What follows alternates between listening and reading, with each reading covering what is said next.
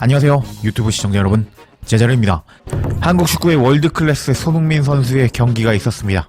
바로 풀럼과 토트넘의 경기라고 할 수가 있었습니다. 경기가 시작되기 전에 도박사들의 배당을 살펴보면 풀럼의 승리 배당이 1.91 배당, 토트넘의 승리 배당이 3.8 배당이 나오면서 배당만 보면 풀럼이 이기는 것이 정배당이었다 라고 할 수가 있겠습니다.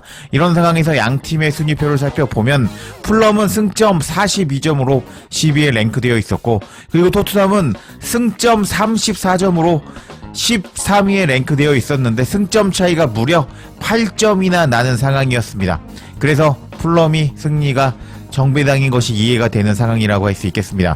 이런 상황에서 양팀의 최근 경기력을 보면 풀럼은 직전 경기 갈매기 원정 경기에서 패배를 당했고, 토트넘은 주중 경기였지만 알크마르 경기에서 승리를 하면서 기세가 올라간 상황이라고 할 수 있었습니다.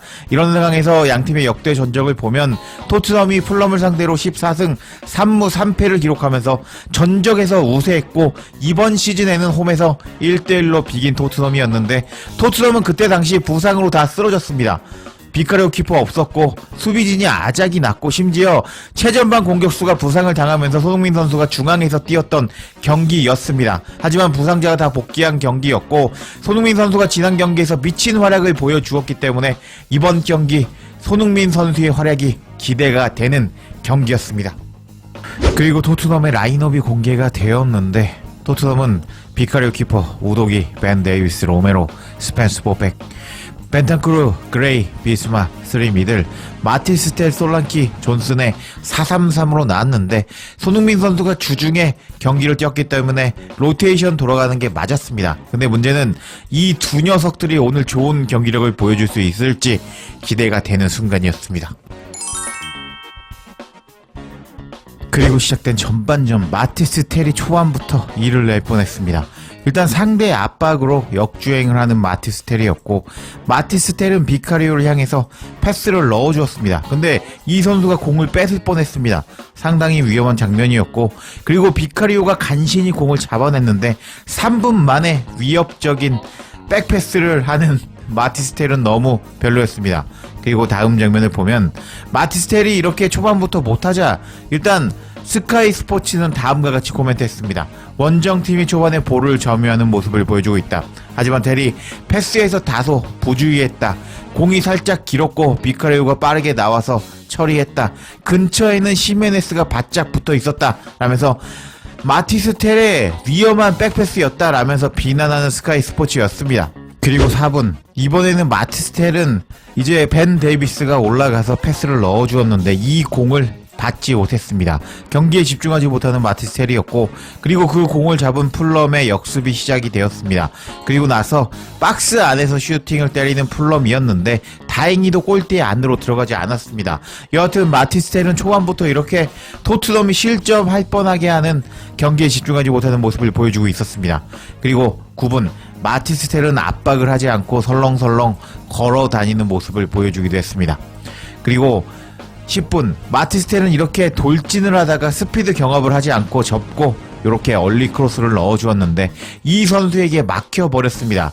존슨은 여전히 오른쪽 공격을 하지 않으면서 반대편에서는 아무것도 보여주지 못하고 있었습니다. 그리고 경기가 생각대로 풀리지 않자 이렇게 긴장한 듯한 엔제 감독이 포착되기도 했습니다.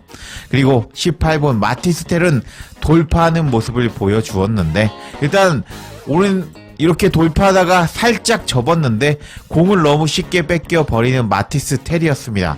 약간 뭐랄까, 도전하지 않고 접고 들어가는 마티스텔의 패턴을 파악해버린 풀럼의 수비수들이었다라고 볼 수가 있었습니다. 그리고 20분, 마티스텔은 순간적으로 번뜩이는 모습을 보여주기도 했습니다. 이렇게 수비 3명이 감쌌는데도 불구하고 이렇게 제치면서 박스 안으로 들어갔습니다. 그리고 마티스텔은 이 장면에서 슈팅을 때렸다면 골이었는데 경험이 없다 보니까 슈팅을 때리지 못했고, 한 번 더 치고 들어가서 패스를 넣어준다는 것이 그냥 반대편으로 빗나가고 말았는데, 와, 어렵게 박스 안으로 들어와서 이렇게 어이없는 마무리를 하는 마티스텔은 정말 별로였습니다. 이렇게 마티스텔이 어이없게 날려버리자 BBC는 다음과 같이 코멘트했습니다. 토트넘이 위협적인 장면을 만들었다.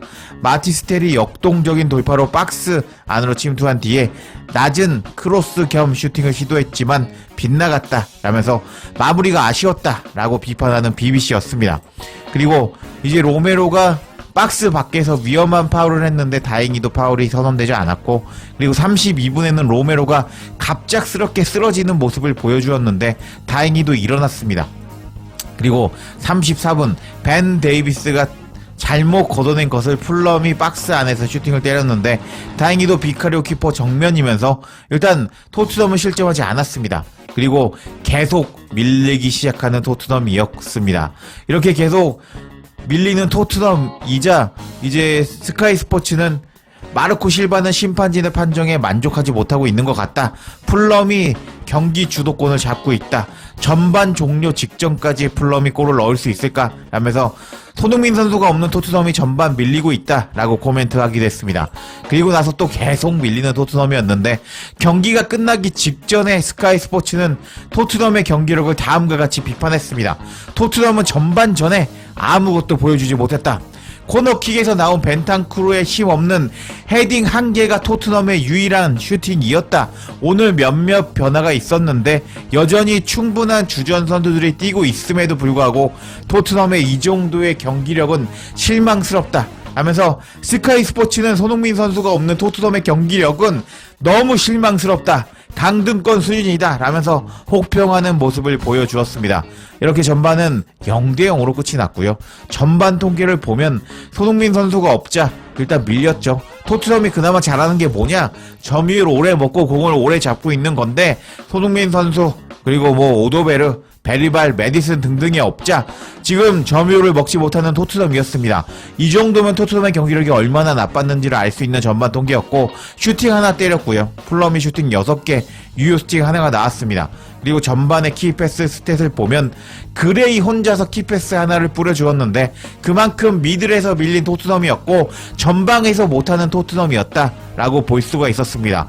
후반에 손흥민 선수의 투입이 시급해 보이는 토트넘의 쓰레기 같은 경기력이었다 라고 할 수가 있었습니다. 그리고 후반 시작과 동시에 손흥민과 베르바를 투입하고 비수마와 존슨을 빼는 토트넘이었습니다.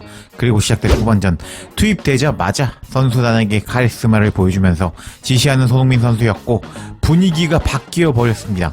52분 손흥민 선수의 기점 패스를 시작으로 베리바의 크로스, 솔랑키의 헤더로 연결되며 위협적인 토트넘이었고 54분에는 손흥민 선수의 프리킥을 솔랑키가 헤더로 슈팅을 때리면서 손흥민 투입과 동시에 슈팅을 때리는 토트넘이었습니다. 그리고 67분 손흥민 선수가 흥민존에서 중거리 슛을 때리려고 하는데 우도기와 겹쳐버리면서 손흥민 선수가 슈팅을 때리지 못했는데 너무 아쉬웠습니다. 그리고 78분 오도베르가 공을 끌다가 뺏기면서 역습이 시작이 되었고 다음 장면에서 토트넘이 실점하면서 1대0으로 끌려갔는데 엔제 감독의 선수 기용과 전술은 너무 쓰레기 같았습니다.